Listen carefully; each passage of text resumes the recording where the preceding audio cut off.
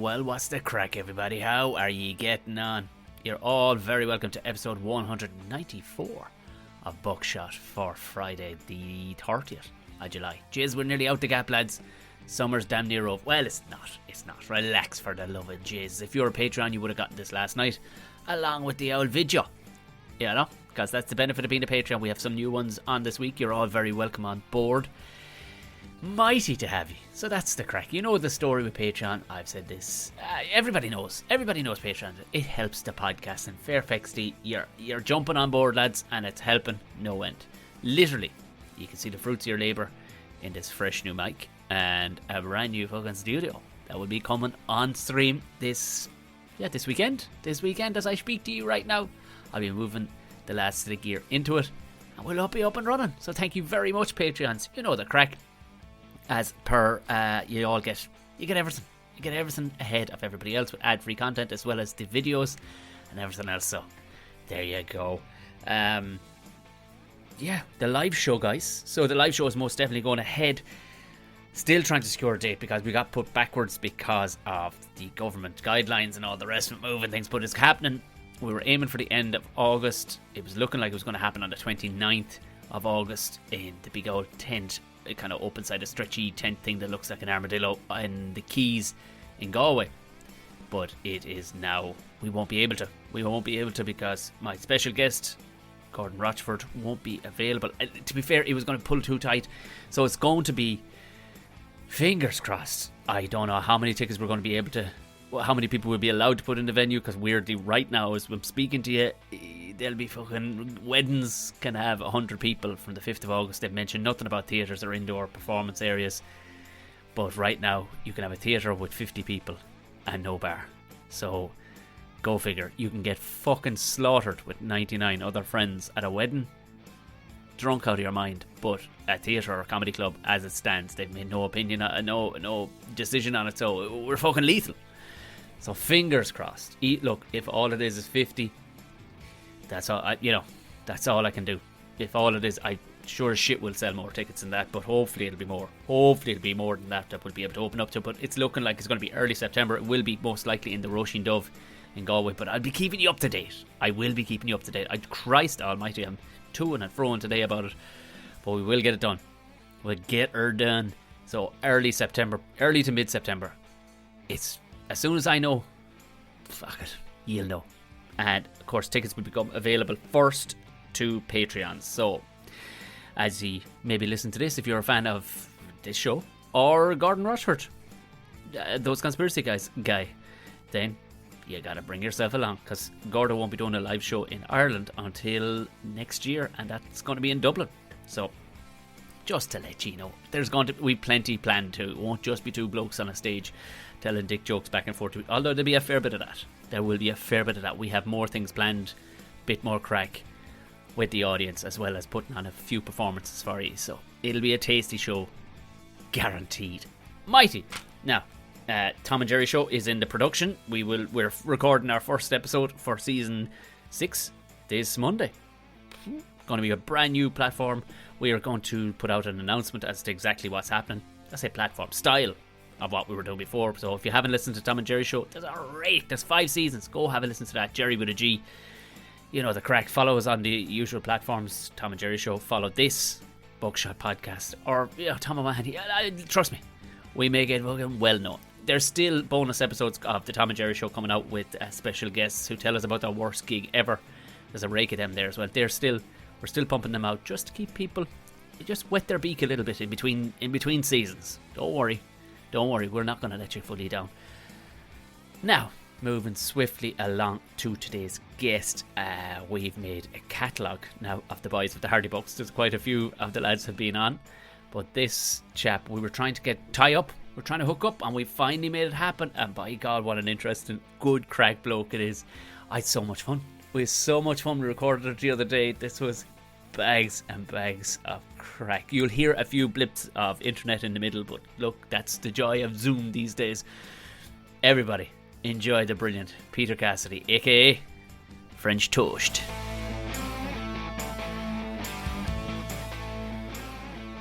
I've got a sweaty face. Oh, here, the whole country has sweaty faces now at this stage. Oh, God, hell tonight. How are you doing temperature-wise in Mayo? Oh, I'm actually in Leitrim. Leitrim and Dorn. I'm kind of like near Leitrim there in the shortest coastline. So that's where I moved away from Mayo last. But yeah, it's going good. How are you getting? Where are you based? We moved back down to Tip. We're back down to Tipperary. Yeah. Oh, so, nice. Yeah, nice. It was. Well, I say moved back down. The missus is from Dublin, but she always wanted to live in Tip. So I was like, all right, no better time. Like, so back down where you can actually afford some shit. But I forgot it's always about 3 or 4 degrees hotter here than it is in Dublin. Like, it was 33 degrees the other day here. It's always for Tip. Yeah. Oh, wow. It's I never knew that. Well, you're heading Tip into Kilkenny. Kilkenny's the hottest place in the country, like heading into Wexford. But Kilkenny as a measurement typically is always the hottest fucking place in the country. Okay, I get you. Hence why they have some great spuds and stuff like that coming out of Kilkenny and Tipperary. So how's life? Fucking powerful, man. Like I can't suggest country living for people more. Like, people don't appreciate how much your heart rate can fucking slow down living in Dublin for 12 years, like, and you're just your temper levels, everything, stress levels, the whole lot just came down. Lads are pure easy going in the country. Are you out in the country? I'm out in the countryside. Yeah, I'm out in the countryside, and I think that's where I'll stay. Do you know what I mean? Sorry if my internet connection is a bit slow here. I'm on an old dongle, and it plays up every now and again. But yeah, no, I'm in the countryside. Yeah, I'm in the countryside, but I'm like 10 minutes from Bundoran, and I'm like maybe 15, 20 minutes from Sligo. So I'm kind of in between two towns. You know what I mean? Right. So nice. Yeah. I couldn't picture you living in like fucking Portobello and Dublin. Like, that's it to me. No, I don't think it would work. I like Dublin. Cowboy is always slagging me because he says I don't like Dublin, but I like Dublin. But I don't know. I have the countryman's way. When I'm driving to Dublin, I'm like, oh fuck, I have to go to Dublin. It's like a penance for me. Do you know what I mean? But then when I'm there, I have great crack. I have a few pints, meet all my friends, and then I'm happy to be leaving again. Do you know what I mean? That's just who I am. You do kind of have to put on the big city jacket, don't you? You know, in your head, like, you have to go, right, time to put on my angry face now, because, you know. That's it. And it's just one of those things. I think when you grow up in the countryside, you're like, oh, Dublin. Oh. Yeah. But then when you're there for a while, then you love it, you know what I mean? And it's hard to get out of it because it's such good crack, you know. That's it. All the crack we see it was an easy decision for us because the crack was gone. There was no crack, like, because fucking COVID, you know, everything was locked down. Like, so Ara, we were always going to move to the countryside anyway, like, you know what I mean? Because herself she had this magical notion of it. In fairness, like, it is, I should laugh. I've given descriptions before how easygoing and slow life moving is before. And I've said to a few people about the first time I went to order oil here in the house when we moved down for the first time, you know, I was going to order an oil and I was ringing and I couldn't get fucking through. And I finally got through and I had my card ready to go, give the order, and big Dublin fucking heading me ordering. Yes, sir, I need this. And your man, I swear to God, after about 50 rings, he answered the phone with, well, that was it. Completely disarmed me. Like, well, that's it. And I was like, well, how are you? Fucking not too bad. Because I was amped up in my head, like, and even I needed a plumber for another job that I'm doing over the road of the parents' place because we're putting up a thing. And I felt, jeez, I won't get you this week, Tom, but sure, look, I'll try and get you when I can. He says, I'm flat to the mat. I said, no bother. I said, look, I might find another fella. Do, if you can find another fella. Found another fella, job done 6 weeks ago, Peter. 6 fucking weeks ago, the job is done. Your man texted me last night. Well, Tom, do you get any luck with a plumber? I'm like, any luck with a fucking plumber? Like, do you know? But there was no badness in it. There was no this. He had me on mind, but there's only now he was going to. It's just the way it is. I have actually a funny story, and it's maybe the scary side of the countryside. Yeah. Speaking of oil, the man came here and he filled up the oil, and we're happy enough. You know what I mean? Well, that'll last a while. We're sorted. But he didn't take any payment. He just came and he filled it up. We rang him, and then we're like, I'll ring him. And he rang him back, and he was like, oh, sure, my house is just down the road there. Just drop the money in the envelope there. Do you know what I mean? And I was like, and the girlfriend was like, we should get a receipt. You know what I mean? I was like, it'd be grand. And we're driving down, but we seen these Rams. I don't know if you've ever seen Rams. Yeah. that, like, I'm a country fella, but I'm from a town as well. Do you know what I mean? I'm kind of playing it.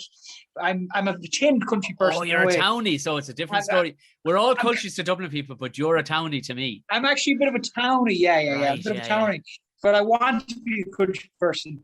But we're driving along and we've seen these rams, and the girlfriend, she got out and she looked at the rams, and they're massive fucking heads in them. Do you know what I mean? Like, sheep are one thing, but if anybody's seen a ram, they look fucking majestic. Do you know what I mean? They could fuck you up as well. Yeah. But they were Suffolk rams, and we're looking at them. We're like, oh, they're cool. Went to your man's house. It was this small little house with a load of fucking oil drums around it. Put the money in it, rang him, said, money's there. And he's like, oh, so there's no bother at all. No bother. Driving back.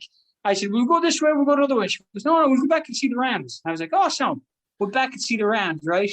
We're back to see the rams. Then this Jeep pulls up, and another car pulls up behind us.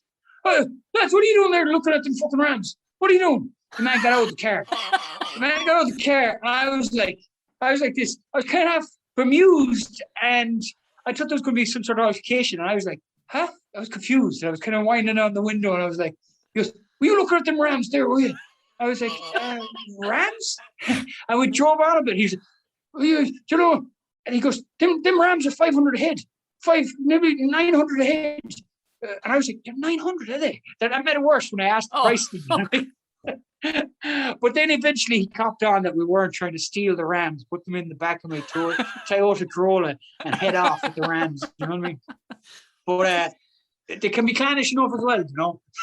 There's definitely, you see, we've had a very soft landing here because I'm from here, right here. I'm from, literally the house we're in at the minute was built in a field that is called Tom O'Mahony's field. This was my grandfather's field. You know what I mean? Like, I learned to drive a tractor literally under where I am right now. Do you know? So we're very much a soft landing, but I do know, like, we've lived in other parts of the country and just twitching curtains for a while, looking out going, who's our man now? You know? And, yes, exactly. And the best thing you can do is just fucking go introduce yourself to everybody. Like, even if it just... I think so. I think the best thing to do is go to the local pub and just get pissed and make a fool of yourself. And then they go, he's grand. Do you know what I mean? 100%. 100. We lived in a place now out near kind of Kildare, Offaly border. And it was bog country, you know, these were all bog men, like, and it was all men in their 50s and 60s. You know, all the women had fucked off to Dublin back in the day. And all these poor cunts were left with small farms. And only each other. It's the story of the country over, like. But like the shit they would give each other was at like the banter levels between them, like violent levels of abuse. And it was glorious. Top class slagging.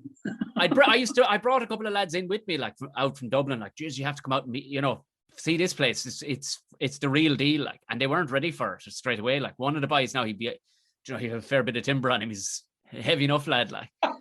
And like, Jesus, he came through the door and said, fucking hell tonight, it's the pub after fucking Tilton. Christ above, you know. And he's a lovely camp fella, but it was their way, and they're just giving each other dogs abuse. But it was interesting to see like how he wasn't ready for it all. But for me, that was mother's milk. I was like, this is the fucking job now. This is what you're waiting. You were bringing boys to get nailed by the locals. You know what I mean? Yeah, brilliant. Absolutely. So when did you move down, Tom? When did you move down to Tipperary? February. Oh, nice. Yeah. Okay, nice. And what was the crack in Dublin? It started to get a bit. It was just lockdown. No pubs open. No nothing.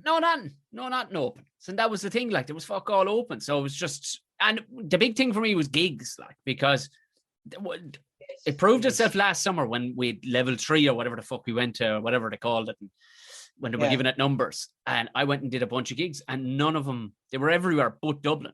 Dublin, Galway, Belfast, Cork, Limerick, but Dublin. So I was like, all right, so it'll be the last one to recover because it's too big. You know what I mean? Like comedy club wise and stuff like that. So I suppose, and they're under a spotlight there as well. The countryside can, you know, you don't have a vaccine come in, you know what I mean? But I'm not saying that's what they're doing, but that's what they might do. But, you know, in Dublin, they're under the spotlight a bit more, so it's a bit harder for them. Yeah, the gigs is tough. How's my sound there, Tom? Is my sound okay? No, you're coming through lovely. Yeah, no, you're the finest. Yeah, it's a bit loosey-goosey in the country. All right, things will go, Eric, go on your grand. You know what I mean? So Exactly, yeah. But it's a comedy of errors, the whole lockdown and the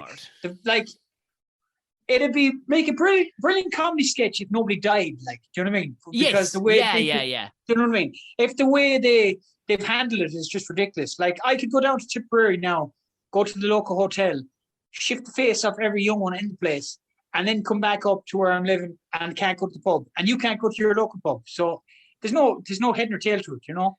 I had a fella on a couple of weeks ago. He's the Ireland scrum coach for the Irish rugby team, you know, and he was saying, I said, fair play, Jez, you kept COVID out of the camp. Like, a lot of rugby teams and sports teams have gone down with it and stuff. He said, I know, yes, we follow the old protocols, but they're a bit on the fucking stupid side. Well, you know, he says, we have to go into the, not the canteen, but where they'd eat, you know, at lunchtime. Have to all sit two to a table or whatever it is and fucking 2 meters apart. And I said, but you've just come in off the training paddock after welting the heads off each other and rubbing each other's balls and fucking rolling around. Yes, I said, exactly, Tom. Exactly. That's where we're at, insanity wise. Like, we just have been molesting each other out in the fucking field. And now we have to come in and sit 2 meters apart and queue separately, and we can't be breathing on each other.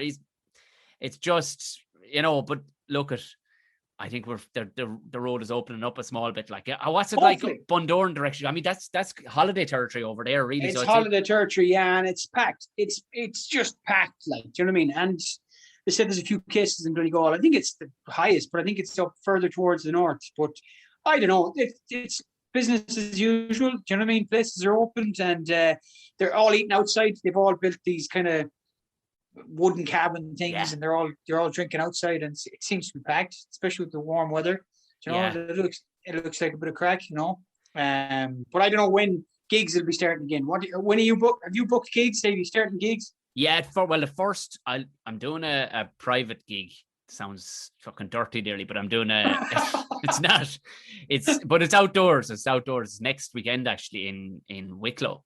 But brilliant. As far as actual gigs goes, be September, I'd say. Well, end of August, September, before they really kick off. Like, that's what's been booked in so far. But sure, even they don't know. Sure, it's like and then they could cancel. They could cancel the gigs then as well. That's the crazy thing, you know. There's one lad in particular I know now, Bernard Casey, and I think he'd sold out the INEC. You know, he has that characters. He plays kind of two Kerry characters, a nephew and a fucking bollocks of an uncle. Okay. Very big on Facebook. Very big He's on the Facebook. guy. Is he the guy that does all the voices? No. No. Although he can do. He's sometimes, but that wouldn't be his thing. No, he wouldn't be doing impressions and stuff. But he's from I don't know. He's from Valencia. He's from South Kerry anyway. But it's normally based around football and stuff. But he had the INEC sold out, and he's had to move it 5 times. Like, wow, that's a shame. Yeah, you know, that's the thing. Yeah. How long have you been doing the comedy for years, Tom? Have you? Years and years. Yeah, geez, I think we're 12 or 13 years, I think, at this stage, doing stand-up. Yeah. Wow. Was that was the thing, like, because was it a hard transition, do you reckon, from going from, obviously you'd established a character and all the rest of it as Frenchtoast. But actually, first and foremost, where did Frenchtoast come? Was that your choice? It was. It was kind of like I was traveling a few years ago, and I was knocking around Asia, and my mates were just texting back and over, like, what's funny names? And somebody was always called Mossy because, I don't know, their old lady had a green beard or something. You know what I mean? Or just fucking, you know what I mean? Or they had a green jacket in school. And then we're just messing, you know, emailing back and forth. And I was like, oh, Frenchtoast. And my mate was Frenchtoast O'Toole. And I tried to think of a better reason. I was going to think of like a hostage situation, and all I could make people was Frenchtoast, but that probably would have been a better story. But so that's the only name. So then I came back, and I'd really long hair, and I'd bangles, and I'd like weird fishing pants, and I was coming back, and I was like, cool, man. I was in Thailand, and I was cool. Back to the small town, you know. Yeah. It was like Frodo when he came back from destroying the ring. You know what I mean? Came back, and you see like people, you know, going, wow, he's such a sage now. But then people were just like, look at the fucking head in him. Do you know what I mean? You know full well that's what they're doing. Yeah. It's just like brought back to reality. And the boys took a look at me, and they're like, do you want to be in it? And I was like, yeah. They'd done a demo before that, about maybe a year before that. And it went very well. The demo went very well. And but it was only among certain people, but it was doing well. And then they made this one, and I was in that one. And then the rest is history. You know what I mean? It just blew up. It blew up. It really did. It must have been a phenomenal turn of events. Like, for 1 minute you're just landing in home. the next thing you're like, Eric, go on, yeah, with your long hair and all that. And then all of a sudden it fucking exploded like before anything had exploded. Well, what happened was that demo then was, I think it was on YouTube for about, it could have been on for a year and a half. So it had built up a good following, do you know what I mean? And there was a couple episodes, like we did one, I think we did like, what did we do? Like a 2-week shoot or something. Like we were filming for like the lad that plays Chris, the Viper. He was doing a college course in Ballyfermot, I think, at the time, media design or something. Yeah. And all his mates came down from Dublin, and they had too much gear. You know, students, they were grabbing as much gear as they could get. Like they had lights, they had fucking ridiculous amount of shit. Like, and so they were using every single possible thing because I think they were going to use it as a project. But then he threw it up on YouTube, and it gained a bit of traction for that year and a half. Me and Martin was living in Sweden at the time. The lad that plays Eddie. Yeah. And the guy that plays the Boo, Tom Kilgallen, me and him decided to move to Sweden during this time. And we were working in Sweden doing odd jobs and drinking and smoking and fighting, as they say. Yeah. And then we came back, and then we were coming back and forth, you know what I mean? And we're kind of like getting recognized in the airport. Like, hey, you're your man, Frenchtoast. And I was like, what? Do you know what I mean? Something that we did just like was a college project, you know what I mean? Yeah. And came back, and then boys like, oh, we'll do another episode. And I was like, yeah. And then the Storyland thing came up, and the guys were like, you want to enter this? And I think it was he was a cameraman called Simon Keenan. He was in college course with Chris, and he was like, enter this Storyland thing. And it was, if he didn't say that, we probably would have never entered it. You know what I mean? Yeah. I entered that, and it was like you had to write something, and then you had to propose it, and then you sent it off, and then you were in competition with other people. Do you know what I mean? I think there was I can't remember, it was a video. There was a show that was Nick and Nick with us in the Storyland at the time. It was like a video. They were in a video show. But there was some big names in that Storyland, like Frank McCabe had done a short as well that was in it. And there was a few other people that were big people. So I think we just had the fan base built up. So in a way, it was kind of like we cheated because we had the fan base. I think now if they do the Storyland, it has to be an original. Do you know what I mean? We built a fan base on YouTube already. So we kind of had a bit of a head start. You know what I mean? I'm with you. Yeah. But sure, at the same time, I mean, there's lads getting head starts on things, you know. I've been in comedy clubs and you're going, who the fuck is this guy? And all of a sudden, you know, he's brought this fan base with him. You're going, what the fuck? And yes.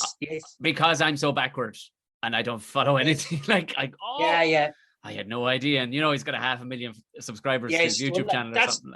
That's the thing. And you can't begrudge the people. They've found their own way. It's almost like video killed the radio star. Do you know what I mean? It's like fucking, you know, they're big radio stars, and then TV came along and fucking blew it up. Do you know what I mean? People that were on radio that looked like a fucking thumb couldn't get any gigs then. Do you know what I mean? You know? That's the thing. And for the longest time, I was nearly a bit scoffing at it. I was like, Arif, get the fuck out of that, you know? But that was just the old bastard in me and not willing to understand that things do move and change and that people's tastes. I think that's the thing. People wanted people to pay their dues. Do you know what I mean? Especially in comedy. I think it's... Well, the comedy club scene for sure, because it's, you know, and it'll always be that way. It's the same in England, the same in the States. You do have to rack up the time in this club scenes. Putting on shows, absolutely. Theatres and everything else. And I think that's there for a reason, because coming back to your first question, how do we translate the characters to stand-up? There's a perfect reason why people spend so long in the clubs and honing their skills. And it was only after we had that big following that we built up. We had loads of people.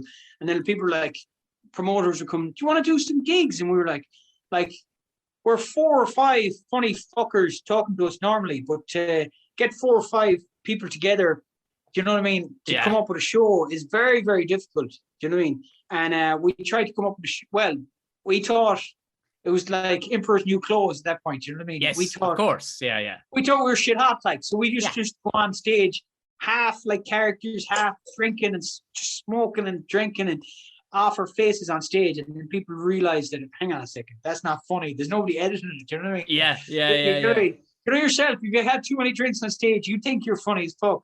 But everybody else, you know, you're not that funny. Not at all. And not time you might get away with being funny, but you're just like somebody's drunk uncle then. Do you know what I mean? Yeah. Do you know? Yeah. And so then later on, we we learned that you had to put a bit of work into it. It wasn't as simple as just showing up. Do you know what I mean? And I think there's this thing in comedy as well that people looking in that they don't know is that it's all made up on the spot. Oh yeah. There's spontaneity, and they keep this. It's almost like the lad that's like, "No, I don't have my homework done. I have no homework done, no." And then it's like you go back and the fucking teacher calls on him and he's fucking cracking jokes left, right, and center. That fucking prick has his homework done. You know what I mean? He told us we did. That's what it's like. That's what comedy is like. You know what I mean? And that's a perfect analogy. Yeah. Do you know what I mean? Perfect analogy. But that's that's the thing. You do have to put the fucking work in when it comes to that, because when it comes out the other end, then you can do this when you have the groundwork of the show in place. Then you can have a bit of spontaneity if somebody falls off their fucking stool or somebody cracks a fart.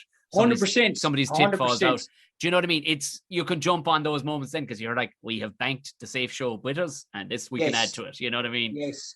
It's 100%. It's almost like I don't know. It's like a boxer. He's learned the left, right, and then he can free flow and do the shuffle and dance around. You know what I mean?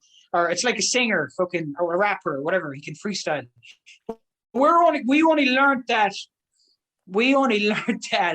relatively recently. Do you know what I mean? That you had to put the work in. So we were victims of our own success when we came to the live stuff, if that makes sense. You know what I mean? Did you go to the live stuff first as the gang, the Hardy Bucks? Because there was a Hardy Bucks live show, wasn't there? Yes, there was. And the first few were shite. They were terrible, but they were great crack. Don't get me wrong. If you them, you probably would have been drinking with us, but nobody wants to see that for a comedy show. But later on, then we did a show and we're getting better. We came on as individual comics, doing it like a 5 minute thing. So we were kind of cutting our teeth that way. And then we'd do like 10 minutes each. And then all of a sudden we'd be doing 20 minutes each. And then we're like, oh, okay. And then we decided, Martin actually came up with the idea of doing a play, like a musical, a Hardy Bucks musical. Brilliant. And and that's the one we did for Vicar Street. And that was brilliant. And it was brilliant the way it was written. And it was well done, but at the same time, then you were you missed the improv kind of thing. Yeah, of course. Do you know what I mean? Do you know what I mean? Because it was a play, and you had to stick kind of to the script, but it was brilliant. But now, as the three bucks left, myself, Cowboy, and Salmon, it was like we started again. We were doing gigs, and there was like 5 or 6 people there. Do you know what I mean? At the start, I was like, fuck this. But then I was kind of like, oh, hang on a second, this is good. This is good because it's getting us. And there was a comedian called Terry Norman. He's doing comedy for a long time. I don't know if you know Tom, but he was saying this is just what comedy is. And I was like, well, we should have fucking arranged it better so there'd be more people at the gig. Do you know what I mean? But he was like, he goes, no, this is just what comedy is. And I was like, okay, yeah. So I kind of, the ego was squashed, and I said, no, just get on with it. You know what I mean? And that was good. So. And now we're going to start gigs again. Cowboy's doing gigs again. He's planning on doing gigs in September, I think. Brilliant. Because that was the notion of how would French toast translate, because I can only imagine as you were explaining it to me. Now, it looked like the direction was loosey-goosey enough to the point that we go, well, here's a structure around what we want. But because your character would go off on these fucking monologues sitting on a riverbank or whatever, I was going... Now that you've mentioned it, I was going, is this the fella from fucking Thailand? He's after bringing back this character. He's after bringing back, hey man, sometimes, you're going, look at this, having the fucking time of his life, absolutely waffling about. Exactly. Yeah, exactly. You're just thinking, exactly. But then it's hard to translate to the stage, you know what I mean? And especially the Hardy Bucks fans and the Three Bucks Left fans are different than regular comedian fans, because they might not go to a comedy show. Do you know what I mean? They're wild, fucking crazy bastards that'll be like wearing bootcut jeans and fucking Mayo jerseys. And lifting weights all week, and they're ready for fucking either a fight or drink or I don't know what else. Do you know what I mean? And so if you go on and you're trying to do some sort of, I don't want to abuse all the fans, do you know what I mean? But if you go on and you're trying to do something cerebral, they'd be like, you're out of these worms, you know what I mean? Or you're fucking shouting catchphrases, and you're kind of like, fuck it, do you know what I mean? So we have geared to it now. So what we initially did was Salmon used to come on first, and Salmon is very funny. When he's on point, he's very funny. He was telling us that Owen Colgan, they did a gig called Culchie Night. I did it. Owen rang me one night. He goes, "Would you come and do it with me?" Myself and Salmon. And I remember it was inside in town, and I was just like, and again, I've done a couple of gigs with lads that from that scenario that have been on TV shows but didn't come from a stand-up back, and they went to do. And it just blew my mind, the audience members. It was like, you will never darken the door of a comedy club. Like, and I love it. Exactly. I love it as a variance because you have to kind of wrangle them into position because they're fucking sitting wrong. They're fucking licking each other's heads. And like you said, they have that, and this is kind of going off track and we come back to it. I discussed with a guy, he's a journalist he's a rugby writer, and he writes for a thing called Three Red Kings, and we had this discussion about there's a warrior in some people, there's a wild warrior in some people, and them people will never fit into an office. They'll never. Yeah. They either need a row. They need to be entertained / I suppose curtailed with fucking savagery. Do you know what I mean? Yes, they 100%. Need savagery. 100%. And those people beautiful. That's beautiful about it too. Yeah. 100%. And you're in agreement. You know who I'm talking about. Those fucking, yeah. I do. I'm a bit like that myself, to say the least. You know what I mean? But and it, like, there was a perfect example at the end of the Vicar Street gig we did with the Hardy Bucks. I remember going into the toilets, and there was puke, jocks, and a bra.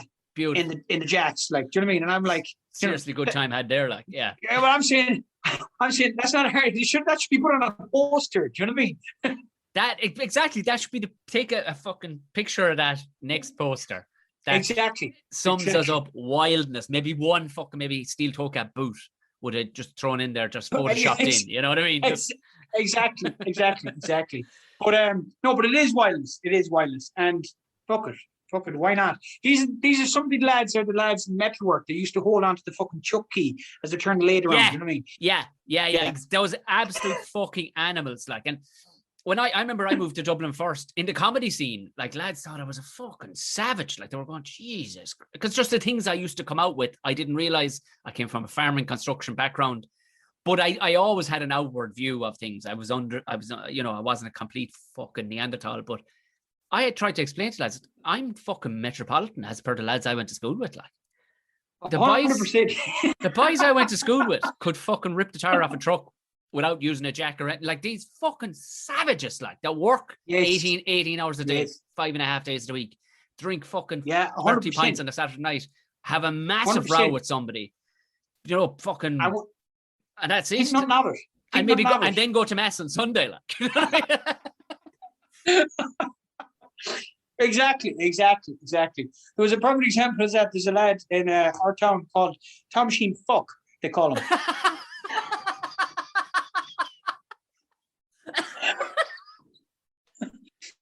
and he's a good friend. He's a good friend of mine. He's a Soundhouse kid.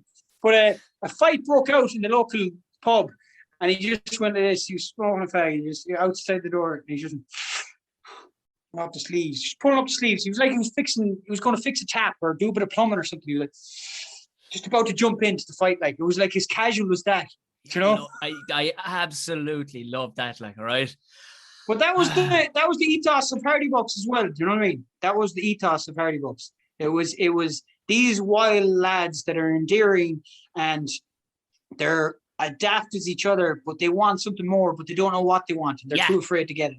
And I think that's what, because meeting so many people, like I had a chat with a carpenter the other day, and the same man, fucking brilliant carpenter, but he's like that. He wants to write comedy. He wants to fucking do it. He rudderless, but wild, wild and fucking and some mad. of the most funniest people. Some of the most funniest people. If you could channel that, which is what Hardy Bucks did, it was a brilliant conduit, I think is the word they say. It's a fucking brilliant. That's a good word. Isn't it? Like, yes. Fucking, that's, Tomasheen Fuck is the phrase of this episode, by the way. I don't care what is said next. Tomasheen Fuck is such a blunt nickname. Like, there's not even. Yeah, no, but he's a legend. He's a legend. But Hardy Outchkin as well. Do you know what I mean? But yeah, no, the Hardy Bucks. That's what it was about. Do you know what I mean? And then later on, it kind of changed as we got older. So, like, people are saying, would there be another series if we came back? But I think it could equally as be funny if it did come back. Do you know what I mean? If it did come back, I think it would equally as funny as the Hardy Bucks when they're a bit older, but they're still. I've had this conversation with one of my friends that I train with, and he was like saying, "Oh, when you get older," he was going on a stag, and he was with his old school friends that he hadn't met in years, and like he used to be a lunatic for the drink or whatever, and he was like, "Oh yeah, it's not too bad. I'm grand now. I'm grand." Then he came back the following weekend. He looked like a shell of a man. Do you know what I mean? He came back after, and I go, "What happened?" He goes, "Yeah, I just realized I hadn't changed at all. It's just I haven't been hanging around with the same lads. I'm still the same lunatic animal deep inside my soul always was." Do you know what I mean? And you are, you know what I mean? It just you have to swing. Yeah, I think you need to, if you want to curtail it, the only thing you can do is distract yourself with other things, because that's what I had to do. Like, to get away from the savagery. I could, even the bit of construction, I went back into building back the road at the parents' place. Like, I turned into an ignorant fucking animal, like just roaring and shouting, fucking fell lads out of it down the phone. And I was like, what is wrong with me? Like, this is there's no need in all this fucking fire, like, you know, just pure I think it's an Irish male thing too, though. An Irish male country. I don't know. It's just like there's a couple of flies flying around there, and I devised this plan to leave like a bowl of Guinness out for the flies, and I had a bowl of Guinness and molasses, and I had it mixed. And then like I was sweeping, and I was like, I just like real awkward brush, and sure didn't I fucking knock the molasses and Guinness all over the place. And I was like, "Ye cunts! Ye cunts!" Just roaring and shouting. But that's like if somebody was walking past the window, then they'd be like, "What is wrong with that lad?" He's having a fucking breakdown. It's like the fucking kitchen. He's having a breakdown over flies, over cleaning the kitchen, you know? It's undeniable what you're talking about. So I think all I could do for myself was kind of distract myself and hang around with softer folk too, helped over the last 10 years or so, because if I stayed, I saw it. I used to do a bit about it. I saw it a couple of years back at the grandmother's funeral. She lived to a fine age, and we were standing in the whatchamacallit, in the parlour or whatever, and people are coming in to shake your hands. And a couple of lads came in. I recognized, oh, geez, yeah, he was a year older than me, or he was under me, you know. Yeah. And one or two lads were kind of distant cousins of mine as well. And just the paws on him. These fucking paws. A bit like this hunched over a fucking Cro-Magnon look like. And just this, well, it's not your trouble, son. And, you know, if they took a bite out of the concrete wall, it wouldn't have looked any fucking weirder. Like, just these. Yes, of course. Like, fire and fucking brimstone coming out of these bastards, like, you know, and this is the only way they can manifest, because they haven't expanded their mind in any way. They're just, and I think it helps lads to work these 16-hour days in brutal jobs. Like if you're fucking working in a pig farm or something like that, or, you know, it's hard work. I don't know how to do it. And then you can understand, I went working with Cowboy there for a while, plastering. I was laboring and him plastering. And he's like, Cowboy used to be crazy for the drink. And like, we're all had our, you know, we had our rites of passage with the drink. But like Cowboy, he'd be working hard. Like he had 3 houses by the time he was 24 or something. You know what I mean? Pure country, like the most country thing ever. Like, you know what I mean? Yeah. And he used to be working really hard. And then you'd see him in the pub, and he'd be just like, Cowboy walk in, he'd waltz in, and he'd be just like, shots, and the barman would be like, what type of shots do you want? Anything. Do you know what I mean? It didn't matter, like, and he'd be just wild for the drink. After working that long, that hard, it's kind of like some sort of cathartic release. They need it. They need that kind of release just to let the stress the week out. That's why, I don't know, with the pubs being closed now, it's quite difficult. I think John B. Keane. Have you seen that interview with John B. Keane where they're interviewing his wife? She's like, "Hi, John gave up the drink before. Yeah, John gave up the drink before, but no, he's well to have a few. Like, it's almost like it's self-medicated. Do you know what I mean? The poor old wife was like, he was torturous, but it's the social outlet as well. I mean, it's the social outlet. The lads need to go out to the pub and just bark at the moon, and then they come back and they're nice and relaxed. Obviously, I'm not condoning alcoholism, but I know there is a time and a place like going to swing back to that bar I was telling you about where we moved out near Offaly that time. Like them boys, I don't know. I'd say that fucking thing never closed. To be honest with you, that pub never fucking closed through this whole thing. It couldn't. There was too many boys who relied on it. Like not just for getting drink, because they might only drink 6 or 7 pints on a Saturday night. But what I'm saying, they weren't going in and getting slaughtered, but they needed that social aspect, like of fuck the world and 100%. Fuck that cunt, and you know, and bollocking things, and then having a bit of crack, and then playing a game of pool, and then fucking watching watching fucking Offaly getting beaten continuously on the which I, as a Tipperary person, was more than happy to fucking give it to him too. Like, but okay, yeah. But it was that side of things, like, you know, that you could see it wouldn't have. I couldn't see how it wouldn't have worked. Like, you know what I mean? So when did you move to Dublin, Tom? When did you move to Dublin? Just 12 years ago. Yeah, 12 years 10 ago. years. No, it would have been 10 years ago. I would have moved to Dublin. And did you start the comedy in Tipperary first? Or no, in Cork. I was living in Cork at the time. Oh, you were living in Cork. Okay. And there was a decent comedy scene. There was a couple of small comedy clubs and one big comedy club going. No, we played the City Limits before. Yes. It's a lovely spot. That was a beautiful spot. Oh, and that was it's the only fucking show in town really in Cork now. But once upon a time, there was comedy. The City Limits was the big one, and then you had a couple of one, and then this other one had opened up called the Crack House, and ended up in there. And it was great. It was like a thing that was put together to the back of a bar, a back room of a bar, and it was decorated, I'd say, out of a fella's fucking farm. Do you know that there was bits of corrugated iron stuck to the wall? It wasn't trying to be ironic. Yes. And hipster, but by accident it was just old sofas that were fucked out of other places. He fucked them in there, and it made the perfect comedy club.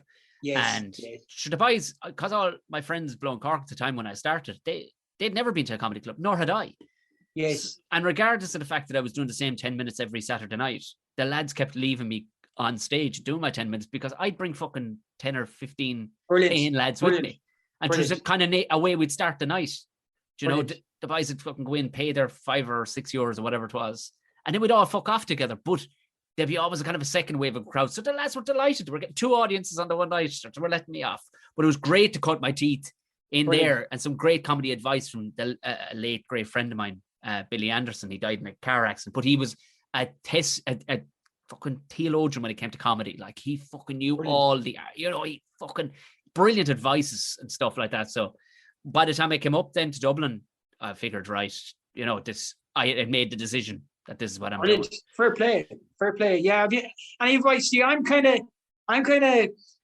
a love-hate relationship with it, really, because it's Cowboy loves it. He doesn't get nervous at all. I get very nervous, and I'm going through the material, and I'm like, I kind of want to be like a jazz musician, being able to free flow. That just have to put the reps in that time. You know what I mean? And there's a few seconds where I've been on stage, and I do it in the guise of the character, and I still do it in the guise of the character. But there's sometimes for maybe a split second where you're like, oh yeah, I have this solved, and then the next joke is just like shit. And then you're like, oh no, you get this cold feel up your back. Oh, do you know what I mean? Yeah. But then when it lands, but I can't relax till maybe a month after the gig. Do you know what I mean? I'm like, I can only have retrospect in the month after the gig. So maybe it's just a question for gigs. But how do you write? How do you write, and how do you perform, Tom? Well, the writing. How do you practice? The writing. It's stage. That's the only place to do it. It's the only, and also what happens is it doesn't go fully away when you do it. It's cumulative in that it does. You build up after building up reps on a joke, and you go do another joke. It isn't like starting from that first joke again day one. You know how to put her in gear now at this stage, and you know how to get all the way to 6th gear. It isn't learning driving again. Yes, it's just a different vehicle. Yes. Do you get me?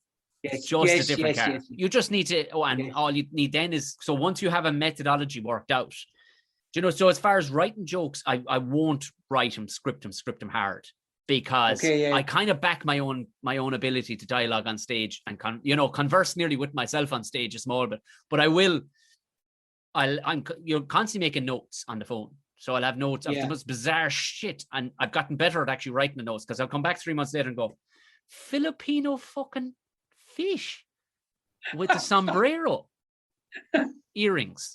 What the fuck was I on when I? So I often leave it there and go, that'll come back, because everything stays. Nothing fades away completely. It does, like a seed. Leave it in there till soak away, and before you know it, you'll find the time. It'll come good. But there'll be decisions then based on the area, the club, the time of the year, and everything too. Like, that's the one to try now. Unless you are building towards a show. Say you're building towards your own hour or something like that, and maybe you're weaving a theme through the whole thing of heartbreak or something like that, which what a lot of comedians do, and whatever that time they got, I don't know, syphilis or something, that could be their whole thing through it. But for me, I get very bored of the one subject. I can't do it. There'll be a narrative through it. The narrative is that I'm semi-psychotic through the whole fucking thing. Brilliant. But the narrative, that's as close as the narrative gets.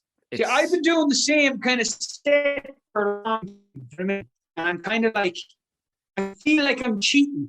Does that make sense? Do you know what I mean? You absolutely, you absolutely are in a sense. Like, but you have to remember too, if they're brand new audiences, then it's not been. You're not doing. I feel that all the time. I'm going, I can't fucking believe I did. And I remember early doors, maybe 3 years in, I could see a fella mouthing a fucking joke of mine, and it killed me. And the same guy came up and went, I fucking love that joke. And I was like, oh man, I feel so bad. He's like, I really wanted that fucking that bit you did. I went, but fuck. So I do. I write a lot of material. Like, I turn over a lot of fucking material, but it's purely because I enjoy it. I have a gag where that is a joke. I have a gag where it's like, sometimes I get crazy urges, like I want to headbutt a granny and give her a lick out, or, do you know what I mean? Crash a car. I want to crash a car or something, and what else can I say? I want to tickle a bouncer's balls, or, do you know what I mean? And I was saying all this stuff, and then I was coming down then, and I was chatting to some guy, and some guy came up to me, he goes, like a couple of years ago, I had a nervous breakdown, and I was having these crazy ideas. And then my girlfriend came up to me, she goes, everybody has these crazy ideas. So she goes, I can relate to what you're saying then. And I was like, oh yeah, that's good. Did you find it funny? And he was like, it was funny enough, like, but he could relate to it anyway. Do you know what I mean? So that was the main thing, You had him on board. I know I've gotten people come up to me, and I knew it was time to maybe not to do it and do anything relative in the UK. I was talking with somebody about it the other day. Was, do people believe you? I went, oh, they do, yeah. Because they go, how true was that story? I'm like, how true was what? Oh, very true. Yeah, of course. No, some of them. But there's no good in telling it just a true story, like, unless it's a true observation. But if it's a story, then it can have all sorts of legs. Now, a lot of them, probably 70% of them are born out of somewhere. But I remember I did this bit in London, and it was a bit about, I think I'd seen a woman it was in Dublin, that I need to be better educated on, the religion of Islam, like, because I don't understand burqas. I don't understand attire. I don't understand these women's clothes, because I said I thought it was, it was quite a closed shop when it came to these things, that you weren't allowed to abbreviate your burqa or whatever, because maybe you're allowed to put a bedazzle down the side of it, or maybe you can put an Iron Maiden patch on the back of it, and because, and I said I only asked this is because, and maybe somebody can educate me on this, because I saw a woman in Dublin the other day wearing a burqa, but she was wearing an Angry Birds t-shirt over her burqa. And I said, well, and I don't know if this was brilliantly ironic or just the crack that she really liked the game Angry Birds, or she was screaming a message to the world that she was in fact an Angry Bird. And that was the joke, move on, done. And I was doing like a 45-minute set, and did the set, and this couple of they were like BNP fucking whitest white lads, and they'd come up to me being the whitest white lad too, and thinking they were on board. They're like, oh my fucking nice one, fuck it up then fucking mussies. I'm like, oh Jesus, no, lads, no.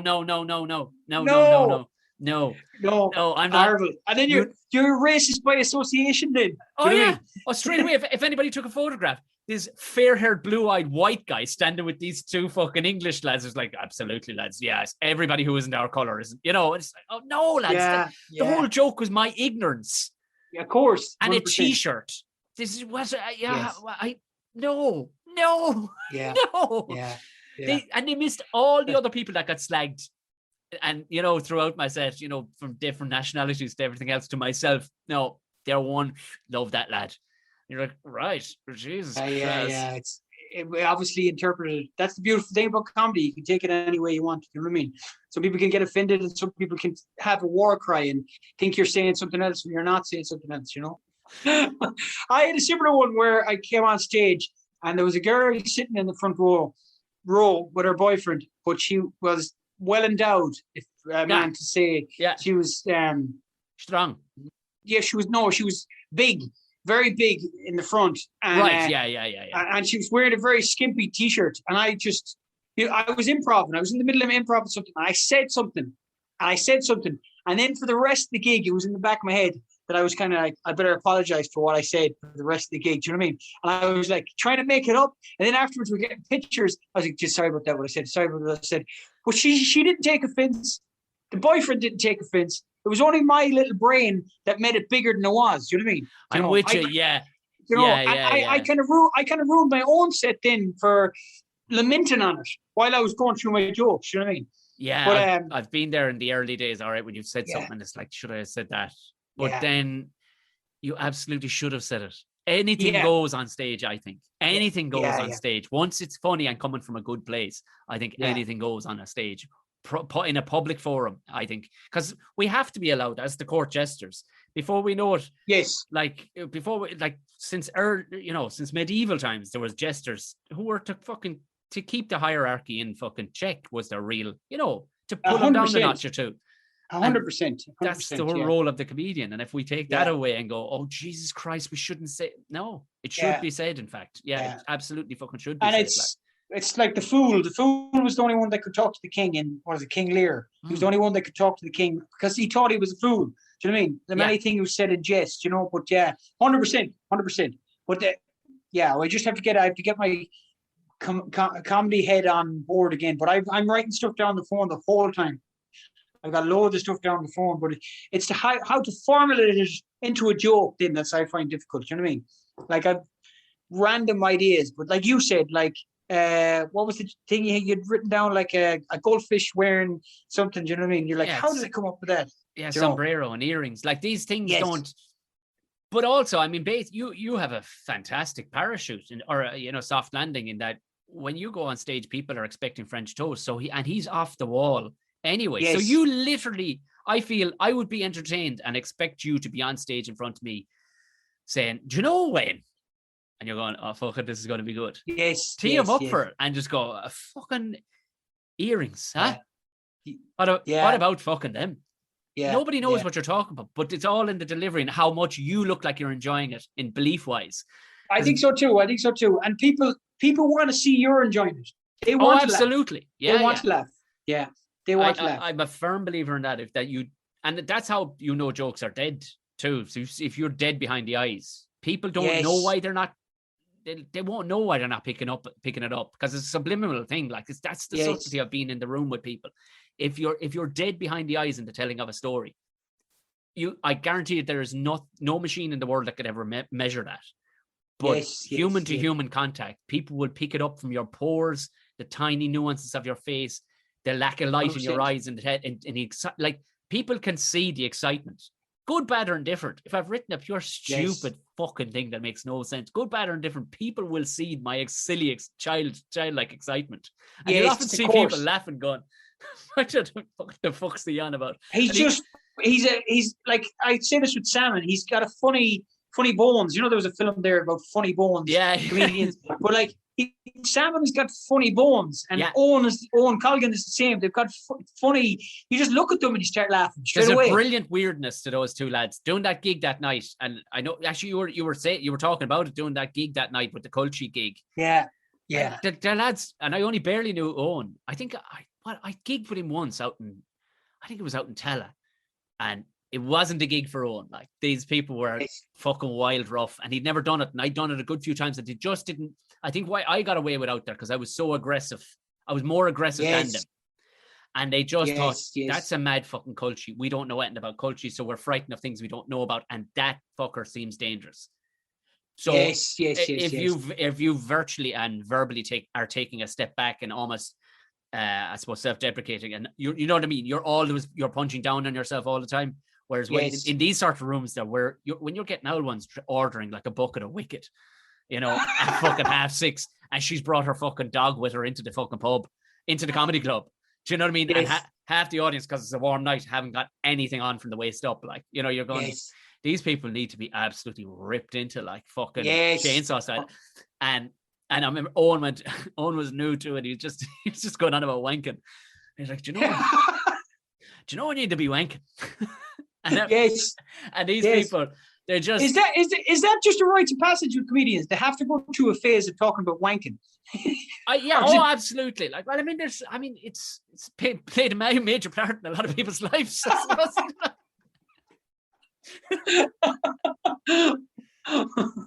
So I suppose it's a fair enough thing, like, you know, to talk about. I suppose that and fucking whatever, shopping and fucking flying, relationship. I know.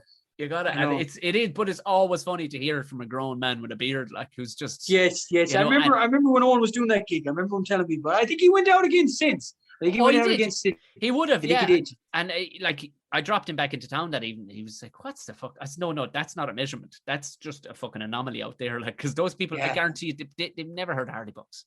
Never. Yes, of course. It's not in their fucking lexicon. It's not in their fucking. Yeah. You know. But that was good. That was good for Owen too, because he didn't have the guys in the character, or he didn't have that. Yeah. And it's way healthier because you know yourself. Pressure builds diamonds. Like, you're not going to fucking. If you're being constantly in an echo chamber, you ain't going to grow. Like, you know, so it's handy. That's why I love going to the gigs like that. Wild fucking yokes where there's only maybe 6 teeth in the whole audience. Like, and you don't know if you're going to get a baiting. Do you know?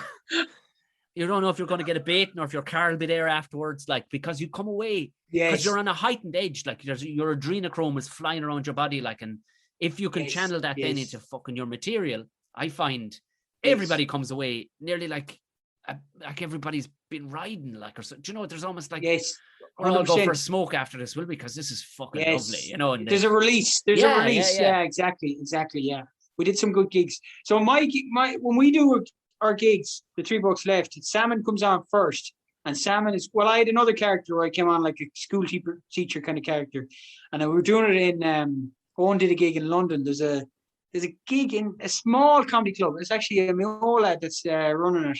East Estington, I think it's called. We did a gig there. Yeah, Bill Murray. Bill Murray Club. Yeah, it's a lovely spot. Beautiful spot. Yeah. Beautiful spot. Yeah, but we did a gig there, and I had this character with glasses, and I was coming out, and I was just coming out almost like Salmon there, a bit like Salmon. Do you know what I mean? I was coming out, but going back to Salmon, I remember Owen was telling me all the comedians that were on that culture night were coming out. They were bombastic. They were moving the sign. They were moving the stage. Salmon comes out and he walks up to the thing. And instead of moving it, he bends down like this and starts talking to the mic like this. And the bass bursts out laughing straight away. Do you know what I mean? It was a different perspective or a different way of doing it. Do you know what I mean? And it worked, you know.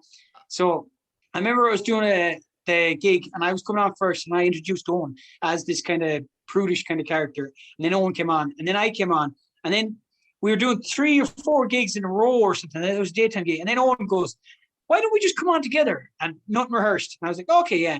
And it ended up there was these poles down the thing. It ended up me climbing up one of the poles, hanging on the poles, and Owen doing a set, and me shouting at him. And then there was like an English guy, a really prudish kind of looking English guy.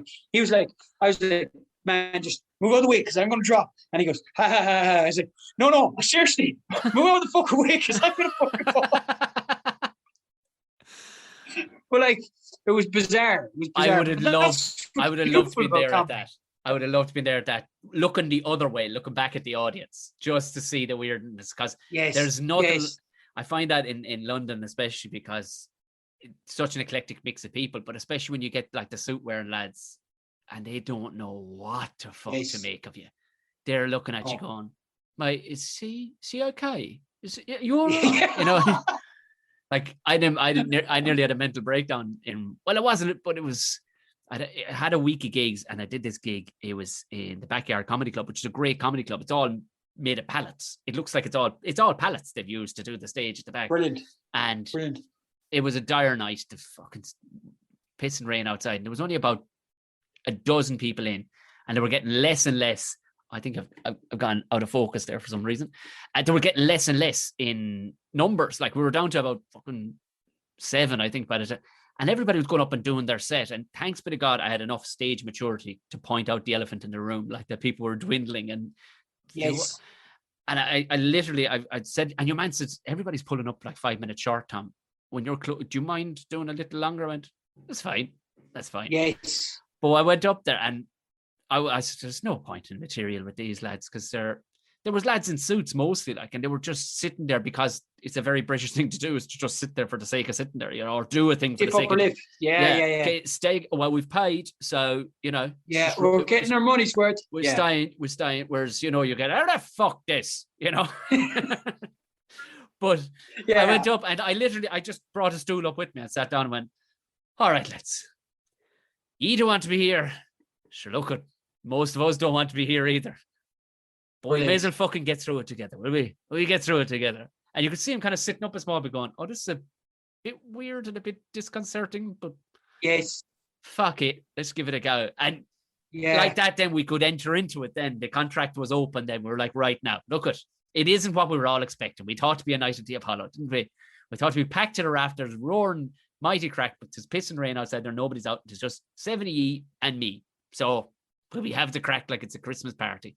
And like that, we did then, you know, but it was brilliant, you know. And years later, a chap who was at that gig, I remember meeting at a festival. He went, that shit was inspirational, seeing that. And he was a bloody, like, he's won a lot of awards. But I went, what are you talking about? He goes, just the way you actually broke down the fourth wall and you weren't the comedian anymore. You were just the bloke who's going to take charge in the last half an hour. Brilliant. And it was, that was nearly the biggest compliment I think I've ever gotten. It was just, you know, and that it was like, oh, lovely. But that's, you'll get to that point too, where it'll be just so enjoyable because people people may not think they want, they may not know what they want. They'll we'll go because we love him and we want to laugh. But what they really want, and they don't know, this is subliminal, but they don't know they want to feel comfortable, that you're going to put down their purse for them, you're going to sit them down, and you're going to rub the back of their head for half an hour that you're up there. And they don't have to worry about mortgages, the price of fucking drink. They don't have to worry about the fucking cunt living next door. They don't have to worry about they just don't want to have to worry about the real world for that time you're up there. So they need you just rubbing their neck, whatever way you do that. That's what I found with 100%. People. And once they kind of clip back, now you're back in the room. They're like, fuck. And that's what you want from them. You want them missing you. You know what I mean? Because you miss them too. Yes, you know? So there's a mutual 100%. love there. We had a similar gig to that in Athlone. I think it was Athlone. I think there might have been 10 people and 2 people. No, there was 4 couples and they were English and they left. And no, one of them stayed. I think one of them stayed and the rest of them left. I thought they went out for a fag. And one of them left. And then her phone rang. And it was obviously, are you leaving? And I grabbed her phone and I went, she's not leaving on stage. You know what I mean? On stage. Perfect. That made it even funnier. Do you know what I mean? It made it even funnier. And then I think I to everyone, you know, afterwards. But like the comedy we do is quite physical. So that's why I'm kind of worried after coming back from COVID. Like I'm usually like jumping on top of people and walking among the crowd. I'm like, you know, how's that going to work with COVID? I don't know. I think drive on regardless, because if people have chosen to be in a comedy club, you know what I mean, or a venue, I think drive on. Like there's Phil Nichol, he's a Canadian fucking genius of a Canadian comedian. And we did a bit of a tour around Ireland, and he was on the podcast, and he was telling me that like one of his last shows, like he literally togged off nothing down to just his boots, and that was his entrance. And what he would do is he was playing a theater. He walked down on the backs of the chairs, like, between people's shoulders, and the next thing he'd trip every so often. His flute would fall into a fella's face, like, oh, and he's such an adorable character. that you nearly wouldn't get angry about. He'd just go, oh, like his last show was called "If I Like It, I Lick It." That was, you know what I mean? Like, he's kind of a pervy bastard, but adorable in a lot of ways. And he's, but on top of that, a fucking genius. But brilliant. You know, like it's not good. Like what's he gonna do now? Suddenly not be that guy. Like, do you know? I think play it by ear. If you're gonna start bending the rules as per a fucking pandemic, you know, I don't. Because I had a similar thing to that. Whereas like it happened by accident actually on stage one time in Kilkenny, and we was kind of off the festival. We weren't on the festival. Owen was doing a gig. And I was supporting him, and I actually had a rip in my jeans. And then I ended up ripping the jeans. I ended up being in my jocks. So then it got to the stage where I had to, before every gig, I had to go to like a secondhand shop and buy a couple of jeans so I could rip them on purpose. So I ended up in my jock. So then I was doing like a countryman kind of persona with the chest out, but it didn't work unless I was in my jocks. Do you know what I mean? You couldn't see like, you know. But it was similar to that. I'd be running around then, but I didn't take it that far. And I didn't take the flute out. You know, but there's hope yet. And for the Patreons, Peter will have the cock out basically for the next half an hour. Listen, man, I've taken up enough of your time. You're a busy man around the place, bouncing between Bundoran and Sligo and all the rest of it. But I'm a Mayo man at heart, and I think we can all agree. Do you know it'd be a right turn of events for fucking putting the nail in the coffin to COVID? Fucking Mayo winning the Football All Ireland. Do you know what I mean? Wouldn't that be a lovely fucking way of just capping off the last? It would be brilliant. It would be brilliant. And if they bet Dublin, if they bet Kerry and Dublin, it'd be brilliant. Because if they won the All Ireland and Kerry and Dublin miraculously got knocked out, they'd be like, they never bet Kerry or Dublin. Yeah. Do you know what I mean? You know. So if they bet Kerry and Dublin, it'd be brilliant. It would be fucking brilliant. Kerry and Dublin on the same team, actually just playing 30 lads playing against fucking Mayo, and Mayo still win. Like. But yeah, no, it'd be brilliant. It'd be great. It'd be a great boost for Mayo as well. Do you know what I mean? Because they're diehard fans. I think there's a lot of love out there for Mayo because, it's a magical fucking place anyway. Like it is. We honeymooned in Mayo. It was just brilliant, fucking fantastic, beautiful place.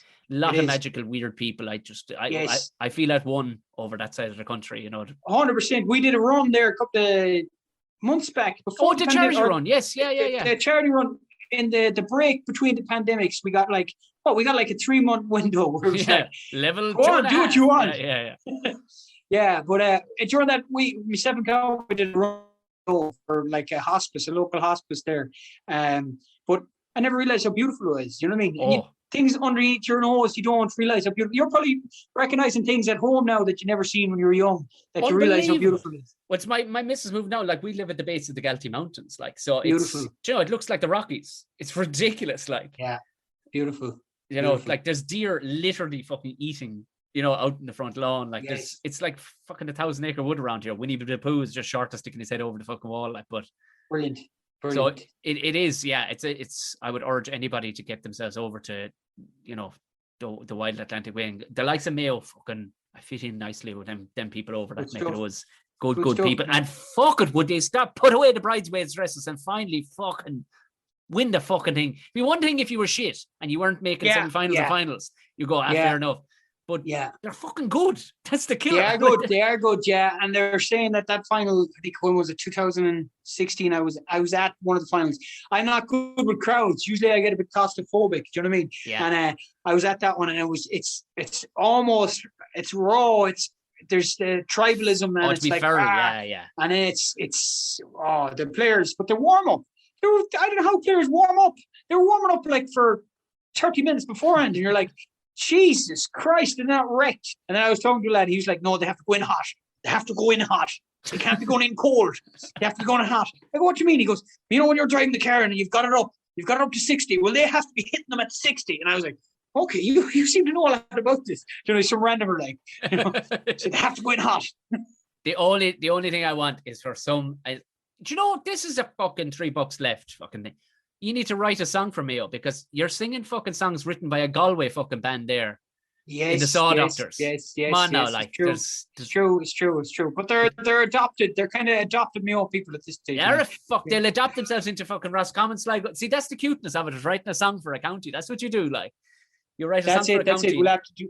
You'll make money forever off that. I think at $3 left would be just justifiable to write a song. I think so. Maybe now. You never know. Well, listen, that is the crack. Listen, Tom, thank you so much for having me on. You're an absolute champ. Thanks for coming on our podcast. Sorry I wasn't there to chat to you. Not at all. You were on our podcast. This is made up for. We've now developed a great fucking like. There's a catalog now. There's a fucking catalog. We didn't blow our load all in just the one yoke. We have a catalog of the buys now. This is fantastic. Exactly. Good stuff, Tom. Listen, thanks very much, buddy. Mind yourself. Good luck, Peter. Cheers. Take it easy. And my thanks again to Peter. What an absolute legend of a man. Could have talked to him a long time now about the kind of spiritual movements and nature of men and things, you know. You know what I mean? Don't worry, there'll be plenty more of that kind of stuff to come. Sound as a pound. Follow the $3 left. The boys will be back doing live shows again at some stage. So give the boys a follow. Get on board with them. You probably do at this stage anyway, most likely. There was the Venn diagram of the Hardy Bucks and Buckshot tends to it's broad. It's broad, to say the least. Thank you all very much. Don't forget to follow me on all the usual platforms, Tom O'Mahony Comedy or Buckshot Pod, whichever one tickles your gicker, as the fella says. We, of course, will have the live show if you're wondering, or you skipped through at the beginning. The live show, episode 200, will be with Gordo Rochford of those conspiracy guys. Going to be in Galway early to mid-September. As soon as the government give us the green light, we will be absolutely letting you know. Tickets will be on sale to Patreons, of course, first. Join in the Patreon revolution. You'll get the video to today's episode. Yeah, and you would have gotten the ad-free content, and you would have gotten it last night. So there you go. You're getting stuff that nobody else is getting, including Ramble Pods. All the Ramble Pods that I put out now midweek are purely exclusive to the Patreons, and they're fucking loving them. So there you have it. Lads, that's been absolutely lovely. Now go on away, enjoy the weekend, and I'll talk to you again next week. Good night, couple of thanks.